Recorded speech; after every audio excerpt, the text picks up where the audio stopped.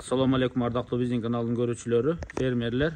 Кутмандуу күнүңүздөр менен амансыздарбы, сак саламатсыздарбы?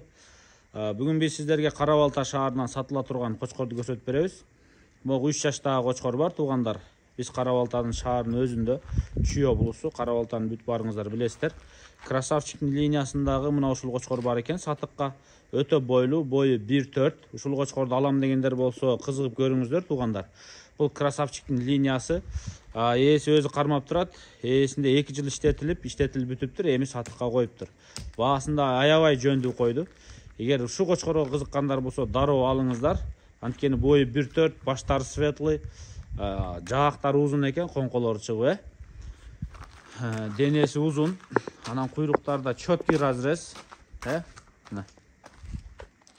Анан баса белгилеп кетчү нерсе, жүнү эрте жазда кыркылган экен, суук мезгил беле кыркканда. Мо пух ошодон да тура. Кайра майда кыртырып койгоңузда мондай жүн чыкмак экен эле.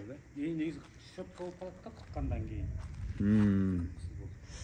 Көп кишилер мартта шашып кетет да, апрелге өткөрүп кыркыш керек да. Күн жылганда жана сарайдан эметип кетеби деп, кене сене болуп кетеби. Азыр күн бүркөй, күн чыкса дагы светлый көрүнсө керек. Кочкор эми негизи жерден бийик экен. Баягы буту кыска кочкорлорду жерге жакын деп коебуз. Бул бою узун, бели да узун, 1.4, төштөрү бар, мойну узун, стойкасы жакшы экен.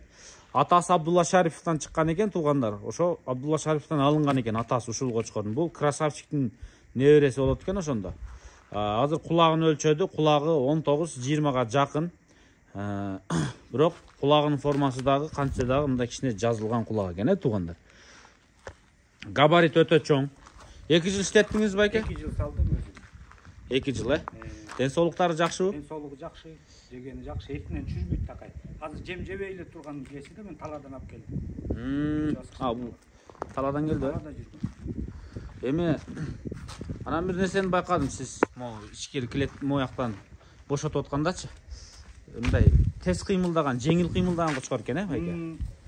Куутка кандай? Куутка бир былтыр 2 түстү токтотту, бир картан кочкор, анан ушуну коштук. 2 түстү бир да козу неме калган жок да. Реакциясы жакшы экен да кочкордун, тез кыймылдайт экен. Бир да козу кысыр калбайт да кой. Чапчаң деп коебу, кандай ушундай тез кыймылдаган кочкорлорду? Турпайт да, жакшы турпайт экен да. Резвый деп коебузбу? Жакшы экен кочкоруңуз. Баасын канча коебуз? 200. 200 миң сом, 200 миң сом. Сомго 200 миң сом. Мына кочкор жаккан болсо, туугандар, Кара Балтада турат, дароо соода кылсаңыздар болот. Экран астында номерлерге чаласыздар, сүйлөшөсүздөр. Эми Кара Балтадан доставка оңой эле дем. Түштүккө, Таласка толтура машина кетет. Бишкек, Көл, Нарынга болсо,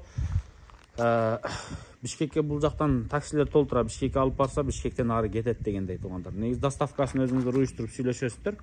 Айтор, кочкор мына ушул Кара Балта шаарынын өзүндө турат. Келип көрүңүздөр, сатылат экен. Атасы Абдулла Шариповтан чыккан.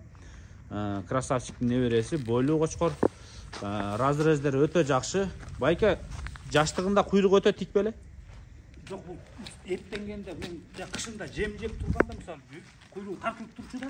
Бул азыр жалаң козу кочкорлор менен талада жүрчү. Бул 3 жаш болсо, сиз айтып атпайсызбы, бир картан кочкор менен 200 койду талада жүрдү деп. Анан талада кой кылып жүргөн кочкордун куйругу түшүп кетет да. Бул ошондой болсо да тик экен да, ошого таң калат. Жаштыгында тик куйрук болчу деп атпаймынбы? Жан башта деп коет го куйрукту, түшпөйт да мунун куйругу. Бул дагы арыгыраак, бул эттенчи болсо мисалы куйрук тартылат да мынтип. Кичине тартсаңыз нык болот да, бул май толгондо нык болот да. Мындай болот, ушундай куйрук болобу? Ооба.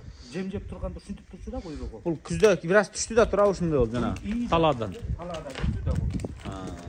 Азыр эми формасы жакшы окшойт, талада жүргөн болсо. Формасы жакшы. Мисалы жем жебей, кете 3-4 ай болду талада жүргөн. Bir aydan keyin kuut baştalat buyursa. Августтун 15-terinden көпчүлүк кишилер баштайт.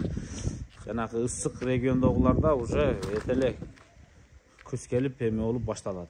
Анда эмесе ээсинин телефон номерлерине чалып байланыша бериңиздер. Ден соолугу жакшы экен, кууту мыкты дейт. Канча койдо жүргөнүн да уктуңуздар. Эми калганын ээси менен сүйлөшүп, ээси менен баарлаша бересиздер.